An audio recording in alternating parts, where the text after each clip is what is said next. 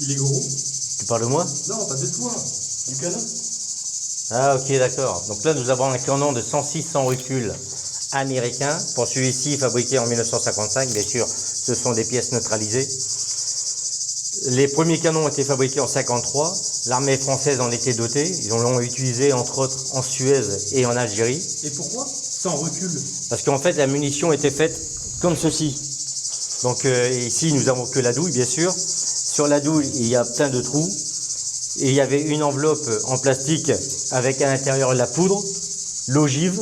Quand on était introduit, entre 65 et 70% de la poudre partait vers l'arrière et le reste propulsait l'ogive. Et quelle était sa portée maximale? Alors la portée maxi, c'était donné à 6500 mètres, ce qui est quand même énorme, mais on va dire efficace entre 1300 et 1500 mètres. Et c'était transporté comment? Sur Jeep Willys.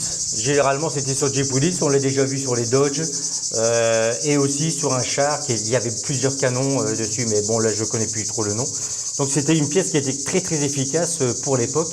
Ils ont sorti d'autres modèles en calibre différents qui étaient aussi portatifs.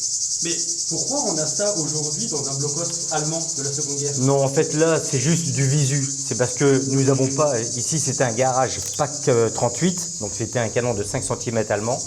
Ici, on voit qu'il y avait encore l'empreinte de la roue. Et il y avait la même de l'autre côté, mais des gens très intelligents sont permis de venir la voler. J'en vois pas l'utilité, mais c'est pas grave. Donc, ça fait que, en fait, comme on va avoir une visite, les gens, on veut leur montrer qu'est-ce qu'il y a dans ce garage PAC. Pour cela, on leur montre un canon 106. Je leur dis bien sûr que ce n'est pas un canon de la Deuxième Guerre,